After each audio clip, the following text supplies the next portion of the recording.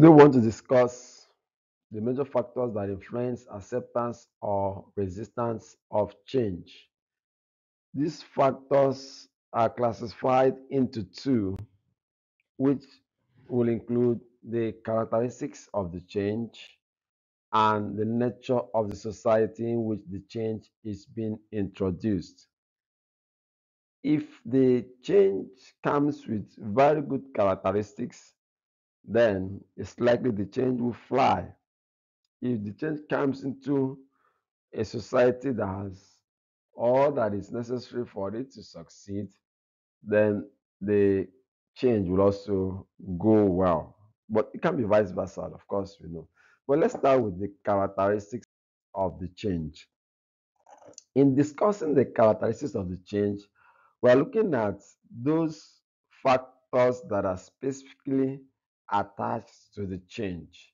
The first factor we want to look at is relative advantage.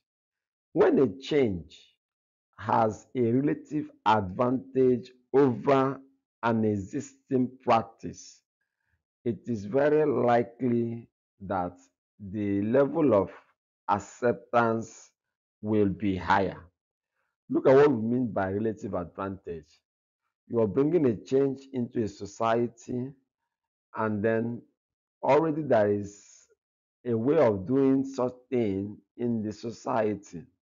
Now, if that change promises those who are going to use it, those who are going to adopt it, we call them adopters. If it promises them a relative advantage, then it's very likely that they will use it. If you introduce ATM machine in rural areas where farmers will need to spend close to 3,000 to 4,000 naira to go to the city centers to withdraw money, you can be very sure that they will prefer to go to the ATM machine to withdraw money to withdrawing from the banks, going all the way to the banks to withdraw. So when innovations are introduced, each level of acceptance is directly related to its strength over the existing practice.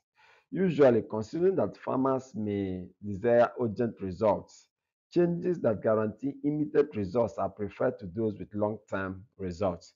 What we're seeing in this effect is that if you're bringing a change that would give results in 6 months, in 5 months, in 1 year, less than a year, now the farmers will go for such changes quicker and faster than they would go for changes that will take them 10 years, 20 years.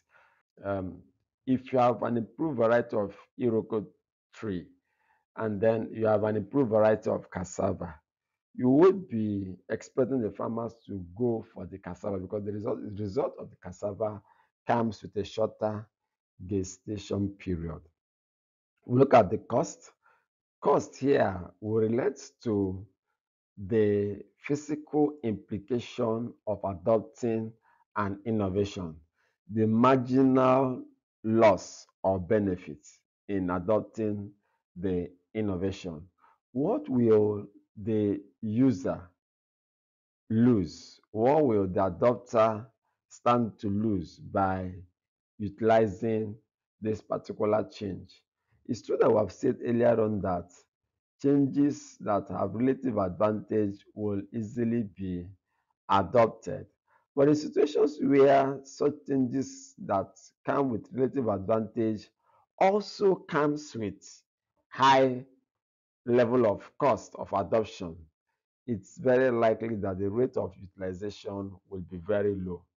We have discussed in our physical meeting that the transfer of melon milling machines among rural farmers in southern Nigeria had higher advantage, but then because of the cost of purchasing the machine and then the attendant cost of maintenance, many farmers possibly did not go for that.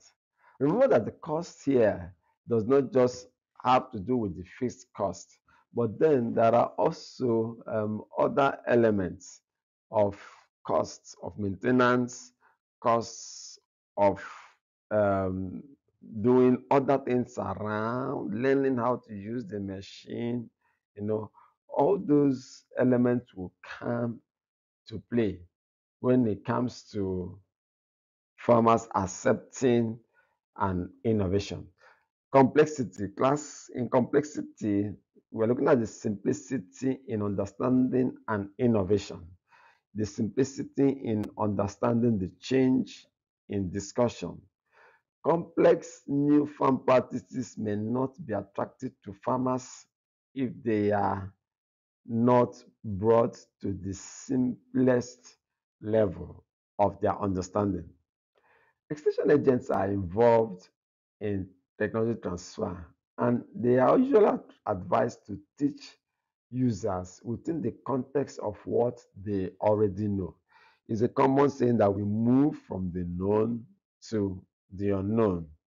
For instance, it's rather simpler to tell farmers to use a small tin tomato full of fertilizer than to advise them to apply 20 grams of fertilizer.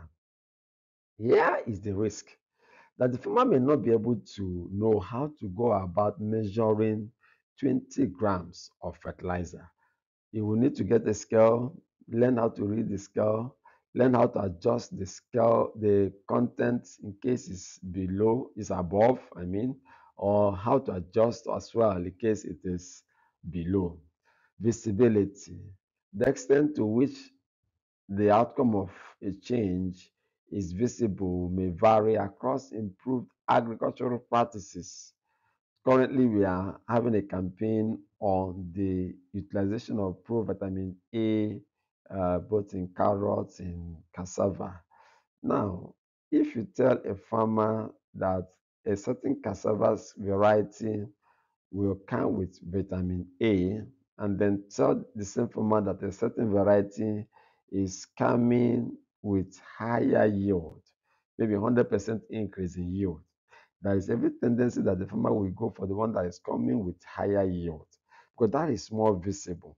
For the farmer to be sure that what you said about vitamin A is correct, may need for the farmer to run what we call the proximate analysis, which may not be very easy.